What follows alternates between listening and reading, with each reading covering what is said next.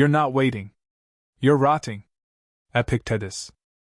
No one is coming, become the answer. He waited. For too long. Waited for a sign. For help. For someone to choose him. To say, it's your time. To say, you're enough. To say, you can stop fighting now. But nothing came. And that's when the truth finally struck him. Not like a whisper, but like a sword. No one is coming. Not to fix him. Not to save him. Not to finish the story for him. He looked at the mirror. Not for answers, but for what was left. And all he saw was a man who had two options: wait, or become. Wait, and rot in the illusion. Or rise, and carry what he once begged someone else to lift. That was the day he buried hope. Not hope for the future, but hope that someone else would walk his path for him. Because every time you wait, you weaken. Every time you expect, you surrender. And every time you cry for rescue, you kill the very thing that could have saved you. He was done waiting. Because he had already waited through pain. And nothing came. He had already waited through silence. And it only grew louder. He had already waited through loss. And still no one showed up. So now he stands. Not as the rescued, but as the answer.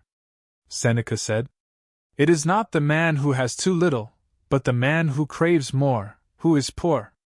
And this craving, for saviors, for ease, for signs, that was poverty. Now he owns his burden. Now he owns his pain. Now he owns the fact that if anything was going to change, he would have to be the one to change it. And that is where strength begins. Not in receiving, but in reclaiming. Not in promises, but in presence. They taught you to wait. To sit still until someone validates you. To shrink until someone lifts you. To cry until someone wipes your face. But they lied. Because they needed you weak. They needed you hoping. Because a man who hopes too long eventually forgets how to act. But now, he doesn't hope. He doesn't ask. He doesn't pray for better days. He builds them. No one is coming. And that's not the tragedy. That is the liberation. Because when you finally stop expecting the world to give, you start to take. Not from others, but from the raw material of your own will. And if you have that, you already have enough. They won't teach you this. Because if they did, you'd stop obeying. You'd stop begging. You'd stop being predictable. You'd become dangerous. And a man who becomes his own answer is the one thing the system can't control. He no longer waits for permission. He moves. Without applause. Without reward. Without anyone watching. Because he understands. The real work happens in silence. The real growth happens in darkness. The real man is built when no one is clapping. And no one is looking. And especially when no one is coming. You must kill the part of you that still thinks someone else will fix this. You must bury the part of you that still hopes for rescue. Because the fire only starts when the begging stops. And you can scream. You can rage. You can collapse. But in the end, you will still be the only one standing. So rise now. Not for revenge. Not for pity. But for clarity. Because this is the moment. You become the one thing you were searching for. The one who doesn't leave. Others will say, "But you're too cold. But you've changed. But what about help?" Let them speak. They haven't seen what you've seen. They haven't bled like you've bled. They haven't watched the sky and waited for years. And gotten nothing in return. You don't speak to them now. You don't ask them to understand. You build. In silence. In pain. In absolute refusal to stay the same. Epictetus wrote, "It's not what happens to you, but how you react to it that matters." And you? You stopped reacting. You started becoming. You do not answer to failure. You learn from it. You do not cry in disappointment. You crush it. You do not wait to be chosen. You become the one who chooses. No one is coming.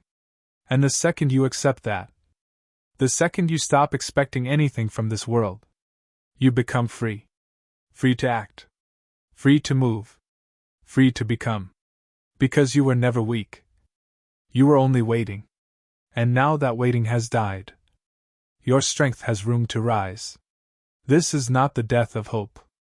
It's the death of fantasy. This is not the loss of faith. It's the gain of will. This is not despair. It's the deepest kind of power. The power of the man who walks alone and keeps walking.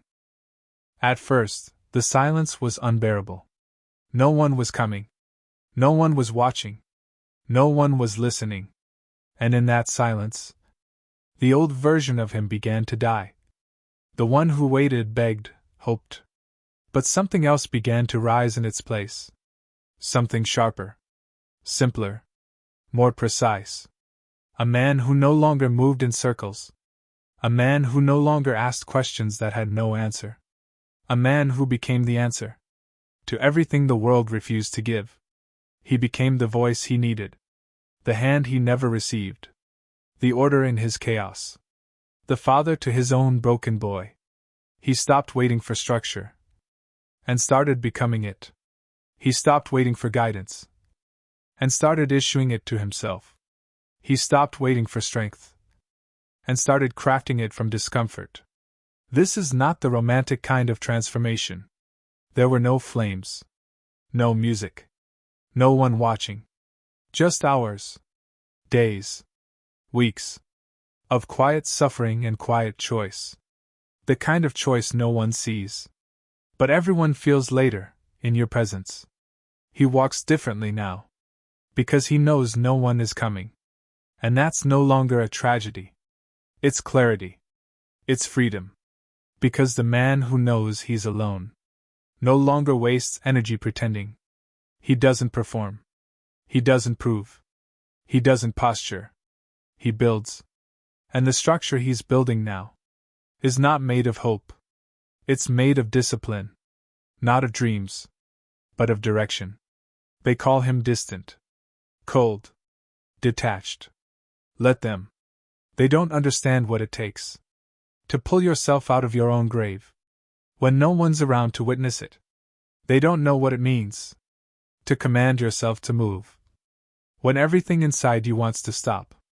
So he doesn't answer them. He doesn't explain. He doesn't look back. He just works. Because the man who becomes doesn't argue with those who are still waiting. Seneca said, "A man who suffers before it is necessary suffers more than necessary." He understands this now. All his waiting was suffering. Suffering without fire. Without clarity. Now he chooses his pain. Now he uses it. Now he wakes up knowing that everything that matters is already in motion. Because he's the one who started it. No one is coming to teach you how to be disciplined. You teach yourself. No one is coming to tell you who you are. You carve it in silence. No one is coming to set your boundaries. You enforce them in action. And no one is coming to calm the chaos. You become the wall between you and the storm. That is what he is now. A wall. Not the kind that keeps people out, but the kind that keeps his mission in. A wall that protects the quiet inside him. The clarity. The order. He doesn't break. He doesn't rush. He doesn't hope. He moves. He trains. He builds. Because when you stop needing something from the world, you start giving something to it. But not from weakness. From overflow. Most men want to be filled. He became full by emptying himself. Of fantasy. Of weakness. Of guilt. Now there's space. And in that space, discipline. Routine. Law. Order. No more asking, "What should I do?" He knows. Because he told himself. And then he listened. You see it in his stillness now. It's not stiffness. It's structure. It's not silence. It's signal. It's not apathy. It's awareness.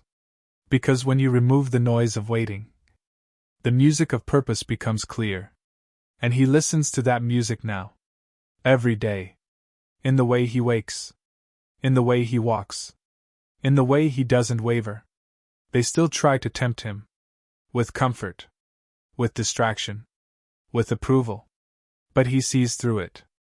He's not buying. He's building. They offer softness. But he's already hardened. They offer ease. But he knows ease is erosion. He wants weight. Not to break under it. But to sharpen under it. Because now he knows. The man who lifts himself is heavier than any burden. Epictetus wrote, "Freedom is the only worthy goal in life. It is won by disregarding things that lie beyond our control." And now, he controls only one thing. Himself. Not the world. Not others. Not fate. Just himself. And in that control is the only kind of freedom worth having. No one is coming. He knows that. And that's why he's already gone. Gone from the crowd.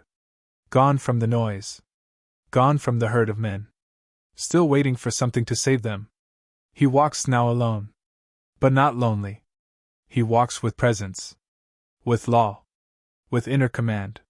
You cannot buy this. You cannot fake it. You cannot borrow it. You have to walk through hell alone. And come out empty. So that what you fill yourself with next is yours. Not the world's. Not their expectations. Not their praise. Yours. This is the man who stayed. When everyone else ran. When the illusions died. When the light went out. He stayed. And in that darkness, he became what others still search for. A man who doesn't need saving. Because he already became the answer.